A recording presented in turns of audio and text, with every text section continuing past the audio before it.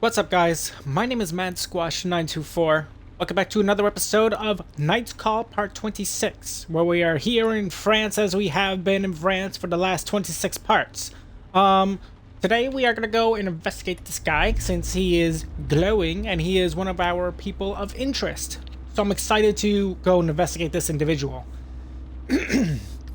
Hopefully we can find out today if we get some really solid evidence on who the possible Sandman murderer is. We shall see. His name is Christophe Clarouin. The customer getting into your cab is in his late teens and looks exhausted. You sense he's nervous, on edge. He's afraid of something.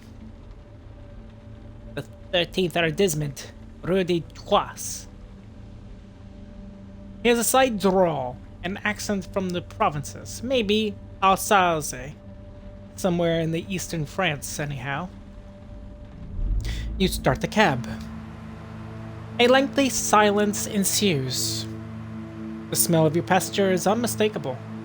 Alcohol, strong, and cheap. How was the party? The young man practically jumps. The party? Right, yeah, the party, with a bunch of college friends. We were celebrating the end of midterms. A slight nod of the head. He seems exhausted. He's holding something back, or maybe... I don't have any money on me.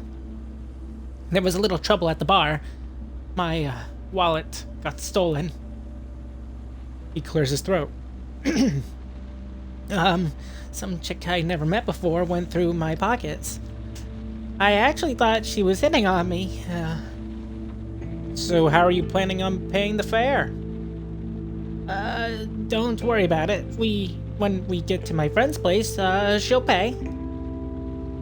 She won't have to come outside in this cold, though. I'll have to run in and out. You don't believe a word he's saying, and he can tell you're not buying it. Otherwise, I could... He averts his gaze. I was thinking maybe I could, He looks you in the eye again, then spreads open his jacket a little. Make you feel better? Must be pretty hard driving like this all alone. Maybe a massage or something else? He breaks off and looks down at his crotch.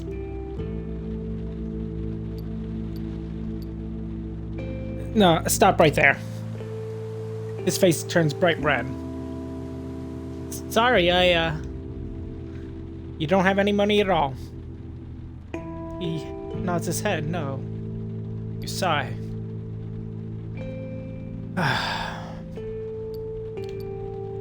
How old are you? 21. He looks him straight in the eye. 19. Listen, the answer is no for the massage, and the anything else. You really can't pay? The young man meets your eye. Yeah, I'm broke. I messed everything up this year. I lost my job at the supermarket. My roommates kicked me out. He seems to be getting younger with each new word. I have a friend who puts me up sometimes. She says I can stay at her place tonight. That's where we're heading.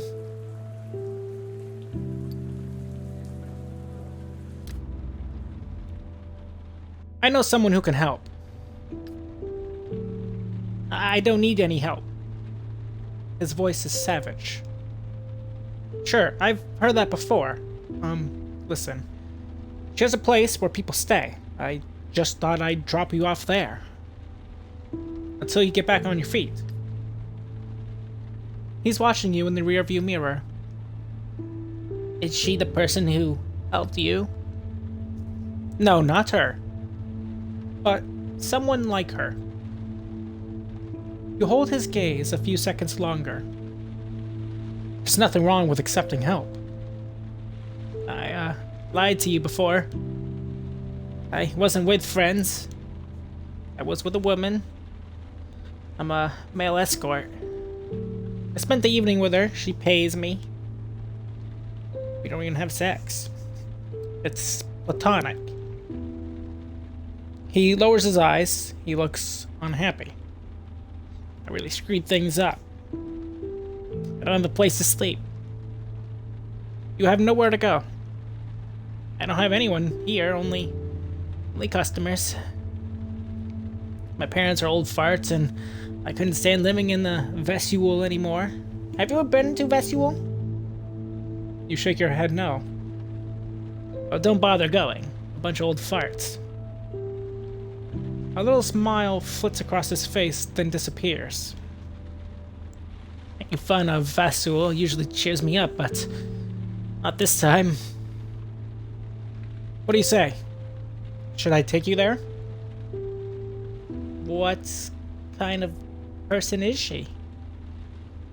A woman. Her name's Carolina. A little like, a grandmother. Warm, understanding. She doesn't expect anything in exchange. A pause. The young man is looking at you intently. A long silence, and then... okay. You turn the cab around. It's not some half-assed plan, right? Right. But you wouldn't tell me if it were anyhow. You smile. Do you have any better ideas? He answers with a smile. You sense he's withdrawing again. Do you mind if I, take a little nap? Just a few minutes. Just give myself some time to think. You're not okay. Thanks. He smiles at you, then looks at the passenger window. You keep driving. Every now and then you glance back at him. He's not asleep, just staring at the road, lost in thought. He's loosened his shirt a little. He's not as cold as when he got in the cab. It's as if he were having a conversation with himself, but without pronouncing a single word. As if he were weighing his options. A few moments later, you pull up to the building where Carolina lives. Is this the place? Yep. He eyes the building. It's, pretty fancy. It's fancy enough. The young man heaves a sigh, then reaches for the car door handle. I'm sorry I tried to... I thought I'm going to have to go home, but back to my parents. Talk to them. His voice is faint, almost inaudible. Probably about to do something really stupid, huh? Probably. And you've been there too, haven't you? Yeah. A lengthy silence. You hold his gaze. He senses you understand. Thanks. He makes a funny salute with his hand, like a kid imitating a soldier. He gets out of the cab without a word. You follow him with your eyes. He knocks on the door. A kindly figure appears and asks him in. It reminds you of the past. You start the cab with an almost imperceptible nod of the head. No money. Because he is poor. But he was a suspect. Nonetheless. We need to get some fuel the next day arrives, though. Wow, we lost quite a bit. Alright, let's see if we got any more evidence that we can start looking around. You took a few minutes to update your board with your new clues. You're suddenly overcome with a desire to sleep. You close your eyes, press your fingers to your eyelids, and let out a yawn. You glance at your bed and get to work.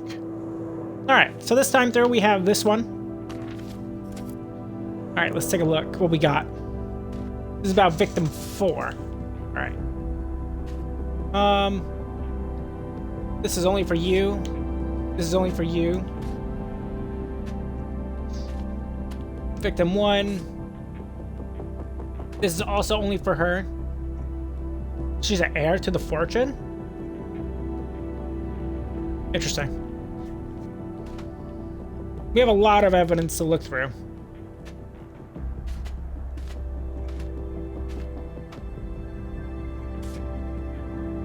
This is just about victim 4. This is only related to her.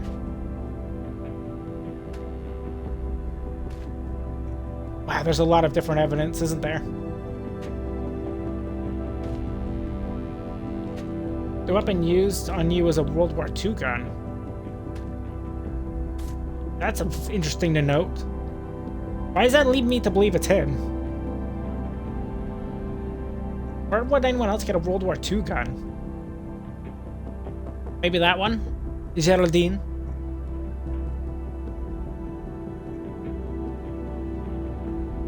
We definitely know it's not Christophe. We know that. He's just a guy. With pink Orium bromide, victim feels everything. Wow, we have a lot of crap to look at. We're gonna have to review it later. The phone rings and you jump. You're not used to hearing it. No one ever calls you. It must be Busset. You pick up. Busset sounds irritated. You there? Yeah. Listen, it's... She pauses. You suddenly hear a ruckus in the background, probably noise at the station. Busset raises her voice. Anyone got the time? Hey, guys. Anyone? Fuck, they're all Neanderthals here. Listen, it's early and I'm wiped out. So are you, I bet. Let's get straight to the point. What do you have for me? In a calm and methodical voice, you start giving her the evidence you've collected. You start with the first suspect, their connection to the victims, the rumors, then the second suspect, and so on and so forth. A few minutes in, she lets out a whistle. Not bad at all. Seriously, you should come give a lesson to the zombies I work with. A long sigh. I have some good news for you. We checked the alibi of one of the suspects I gave you. As you listen to her, you turn to the board and pull down the suspect she's referring to. I mean, obviously it's not this guy. That's obvious. I really hope she pulls down one of these other 4. So it's gotta be someone else. She snickers. You know how lucky you are? I'm doing your job for you, pal.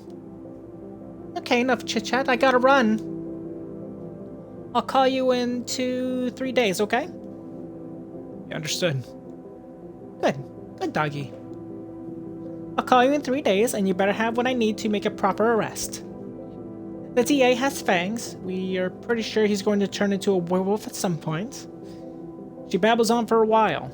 Her voice becomes softer, but just as sarcastic. That would explain his terrible breath. Okay, I'm out. She hangs up.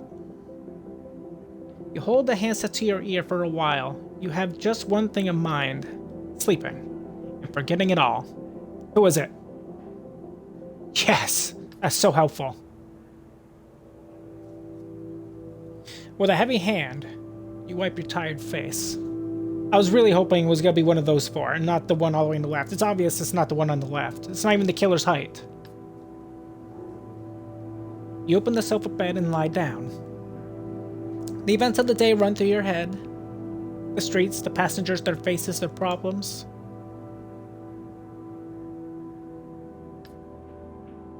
You open one eye. For a second there, you hope the evidence board was just a dream too, but you can make it out in the shadows. You get up quickly. And a few minutes later, you're outside of your studio as Night 4 begins. Alright. Let's see. First thing we need to do, we have to go pick up fuel for ourselves. We kind of have to. We use a lot of fuel. Which really sucks, but we kind of are out of options.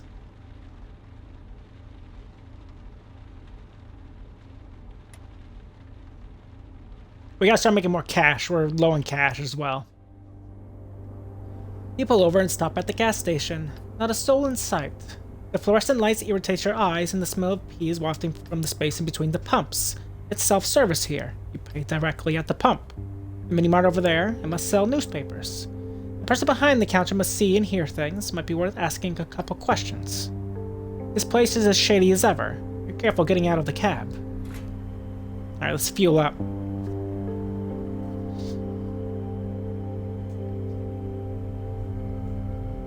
Thankfully, we only need to do one gas pump every session, like every scenario that we do. Like, we always have enough for one, like, gas pump. Let's go to the shop. You walk into the mini-mart. Behind the counter, a student doing his homework lazily raises his head. Yes? Let's see. We can get ourselves some scratch tickets or a newspaper. Let's get the newspaper, I think. Actually, let's get a scratch ticket, too. Is that good? No go.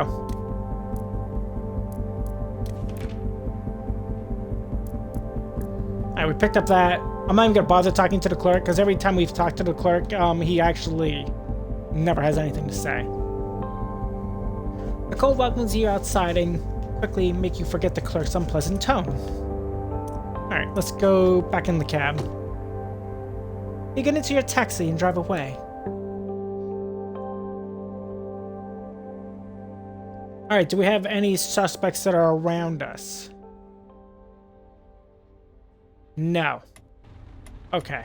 So what I'm going to do first, I'm actually going to list, like, read some of this newspaper and see if we can find anything. You pull out a newspaper out of your glove compartment and start leafing through it. Eventually, something grabs your eye. You happen upon a flashy ad for a startup taxi restaurant. Its name? Mobile Home. Wow, she actually, like, went through that. You sigh. You turn the pages and stop. You've read about a third of the newspaper. You stop reading and go back a few pages. You thought you saw something. It's a rather enthusiastic article about a bar named Napa. You make a note of the information with interest. In your line of work, that kind of thing can always come in handy. You only have a third left to read. As soon as you go to the next page, you stop. Your instinct tells you to look at it. It's an in-depth article about the albatross 6 months after the tragedy. It's all very vague and gives no new information. Even more disturbingly, the tone is quite cynical, even, when the journalist referred to the tenant associations. You shut the paper. It'll end in the trash tonight. If you remember, it's there. Otherwise, it will spend the rest of its days in your glove compartment. Okay, so we didn't really get any new information out of that. Maybe some things to talk about, but nothing beyond that. We need to get down here, but we should probably pick up some people along the way. Hopefully it brings us down there. I don't think we recognize this passenger. At least I don't. No, I don't think we've picked this person up before. So let's pick him up. Or her. Can't tell. From a ground floor window, you can hear baby whining. Your heart goes out to the parents. This person's name is Shoray Privet. You pull up to a local police station to pick up your next passenger. She comes out from under an archway, visibly frightened. She slips into the back seat of the cab and gives you her address near Montepanasi. Okay, so it is a lady. You glance at her in the rearview mirror and notice how she is dressed. Everything all right, ma'am? You start the cab. Your passenger eyes you intently, reluctant to speak. Yes? You can barely hear her. She points to the car radio. Could I, listen to the radio? You nod yes. Which station? My wallet was stolen. She pauses and fixes her eyes on you. You freeze. I have money for the fare.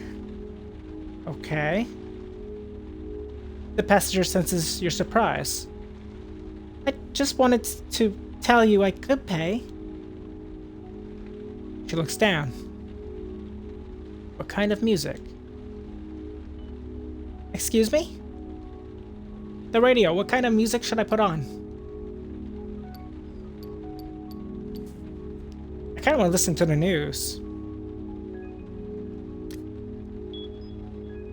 The woman shakes her head. No, could you turn to 89.4? You hold down the button until you get to the station. On 89.4, there's nothing but static. Are you sure that... A hint of smile plays across her mouth. Faint, but a smile even so. She waits a second or two before answering. Can you hear it? You lean forward slightly, closer to the radio. Behind the sounds of electric sputtering, there is something else, a shifting sound. It sounds like... waves. The passenger looks up. There's an achievement I can't read. That's right, there are waves in the background. Her voice is almost inaudible. It's perfectly natural, sir. Her sir gives you quite a start. It's the frequency that causes it. It vibrates, it constantly dancing about, pulled by all the incredible forces surrounding us. Most people listen to music, to the news. As for me, when I work, I like to listen to the isolated frequencies like these. They're broadcast, but no one hears them. The proof that we exist. She smiles at you. You're getting close to the passenger's address now. So you listen to frequencies? Yes, I grew up on them. They help me fall asleep. She has adopted a warmer tone, more trusting too. I listened to them as a young girl. You're starting to hear a hint of accent in her voice. Every frequency has its own music. And every music has its own frequency. The client suddenly straightens up and points to the radio. It's beautiful. It's incredibly beautiful. Listen. You listen. You only hear static at first. And then, little by little, like a distant figure, the music takes shape and slips softly into your ears. Beautiful, isn't it? To me, they were ghosts, and that's why I studied science and later mathematics. I wanted to know why. You pull over. She gets the fare ready while you slowly turn up the radio. Beneath the layer of interference, someone is speaking. Like the voice of a child. Thank you. You emerge from your trance and take the fare. Your passenger exits the cab and walks away without another word. You sit there, immersed in the sound of the radio a while longer. It has a soothing effect on you. You start the engine and drive away. Interesting. We are closer to that destination, which is good. We have any suspects to pick up? It would appear not. Let's try to get closer to this even further. Hopefully we keep going that way.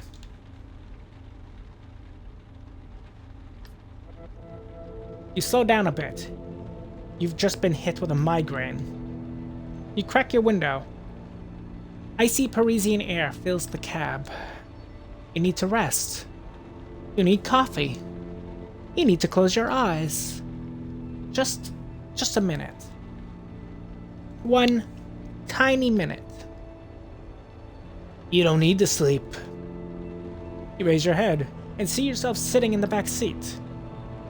Your gut clenches. No, it's more like someone is pulling your guts out. Yeah, I look like shit, I know. No surprise considering all the crap I eat, right? He smirks, or maybe it's just a smile. You can't quite tell. I've just got one thing to say. It won't take too long. You'll be able to get back in defending the weak and the poor right after. And maybe cleaning up your reputation. And that's a pretty face of yours too. You're not gonna get the job done. You close your eyes, hoping this mirage will vanish. You probably won't be able to help that whore. Maybe you'll finally realize she was just using you. You squeeze your eyes shut and see colorful shapes appear, dance around you, and disappear. That's your problem. You always want to help people. But no one ever wants to help you. There's no reciprocity. It's all one way. And that bitch is just like the others.